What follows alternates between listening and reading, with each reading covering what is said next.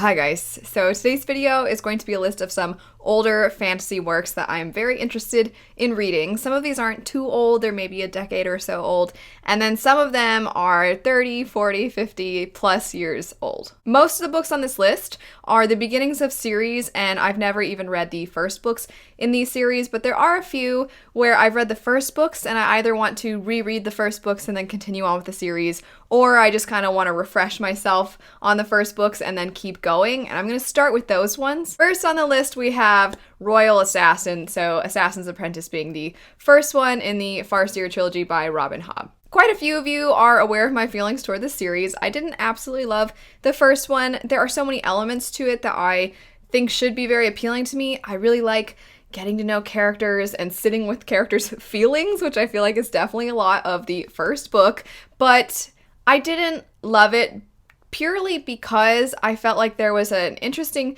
disconnect just in how the story is delivered, because the main character, Fitz, is an adult and he is telling you his story through the lens of his childhood self. So the narrative is very formal, but the main character is a child for pretty much all of the book, and they are kind of oblivious to things going on around them. They're the illegitimate son of a noble who is kind of kept very close because it's a keep your enemies closer sort of thing. He is a threat if he ever grows up and decides he wants to try to claim power, so they always restrict all of his freedom. He's very depressed. It's very sad.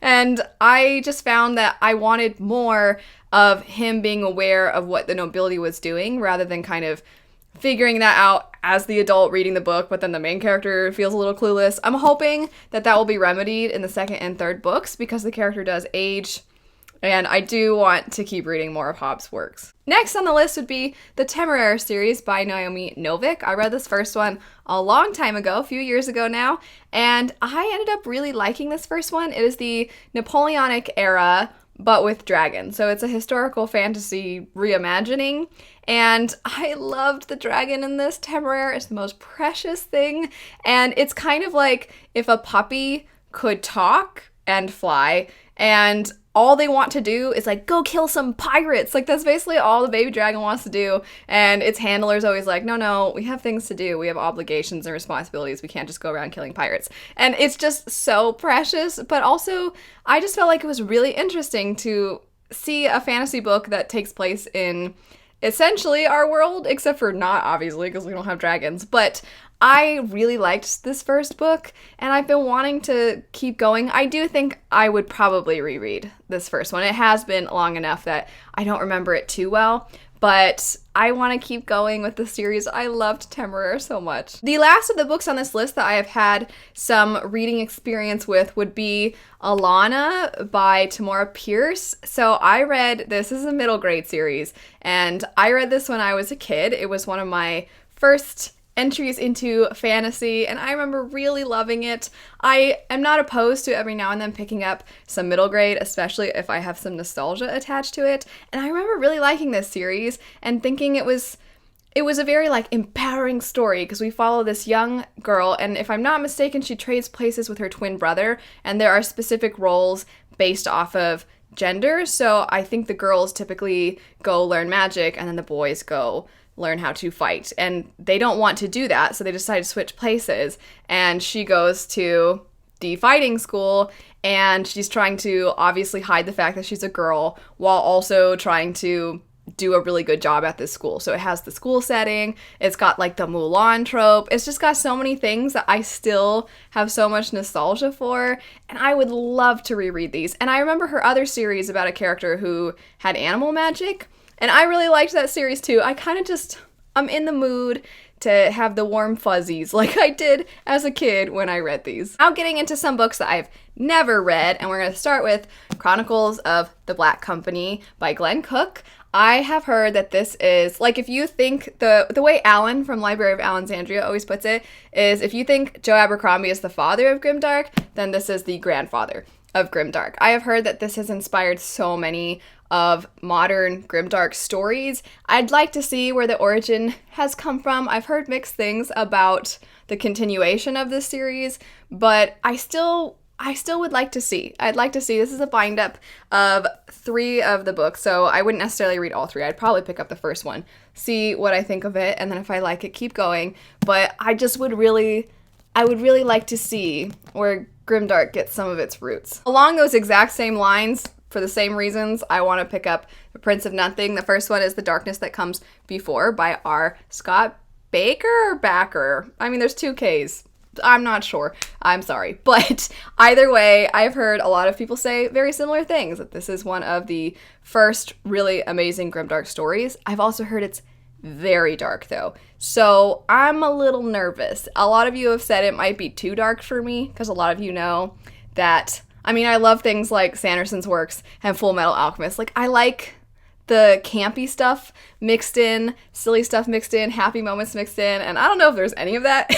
And I think what makes Joe Abercrombie appealing to me is that there's a lot of humor in First Law, despite the fact that it's very dark.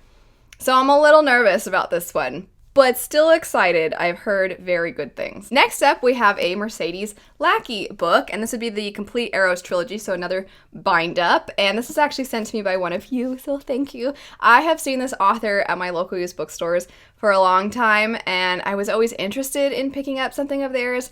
I just kind of never knew where to start, and sometimes they would have some of her books, but then not others, and I was always like, And by the way, that's how I feel about Trudy Canavan. I don't have her on this list, but I eventually want to read some of her works. Same situation at my local used bookstores. They always tease me because they have some, but not like the first ones. So anyway, this one though, I don't know much about, but I really appreciated that one of you took the time and money to get this for me and send it to me, and I have been interested in reading something by this author for a long time. I'm excited to see what it's all about. Next up, we have another book that was very kindly sent to me, and that would be The Deed of Paxonarian? I'm not sure again, I'm sorry. I believe the first one is called, because this is another bind up, The Sheep Farmer's Daughter, and reading the synopsis, it sounds like it's gonna be amazing. Really cool main female protagonist who's basically like, I'm gonna kick butt and take names, which I'm always down for.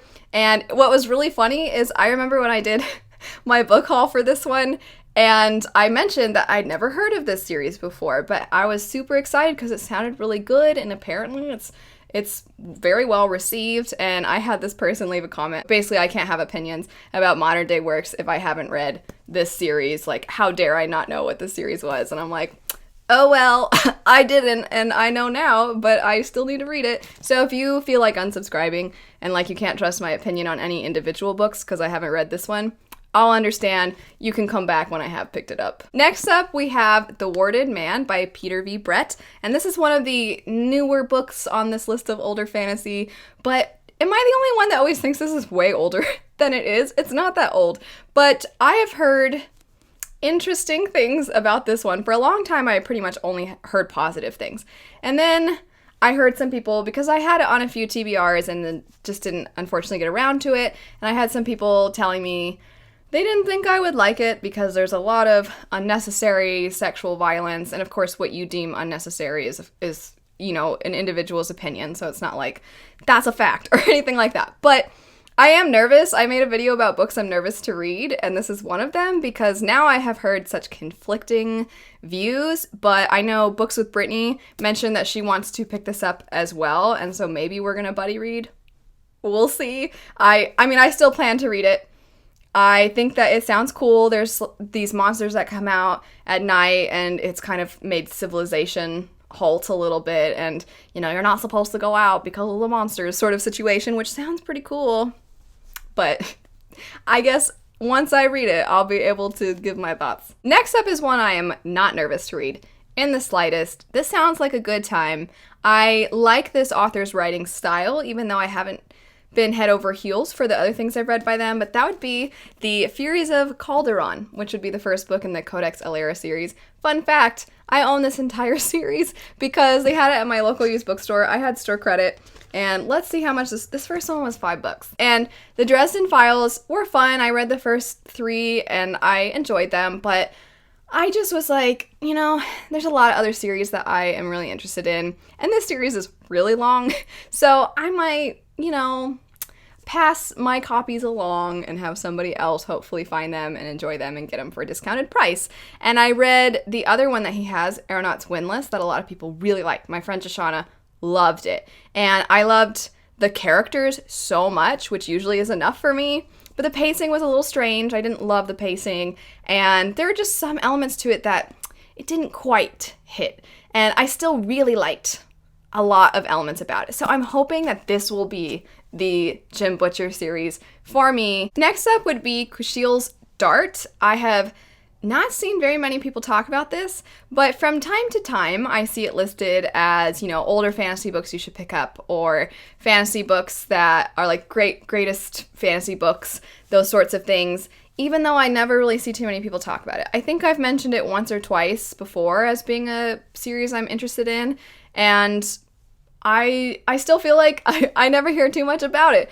I'm really interested in it. I feel like I've heard that the main character is very compelling and very complex, but they're kind of in a situation where they should be somewhat helpless, and I just think it's really a great setup when a character kind of has to outsmart other people around them in order to get power and play a certain role to get power and things like that. So I've heard really good things. I think the thing that kind of turns a lot of people away is that the covers look very saucy. They almost look like interesting romance novels in a sense, but either way, my interest is very piqued. So earlier, the little joke that I was making about the Deed of Paxonarian and how I have been told that by not having read that book, it invalidates some of my opinions about other books that I read.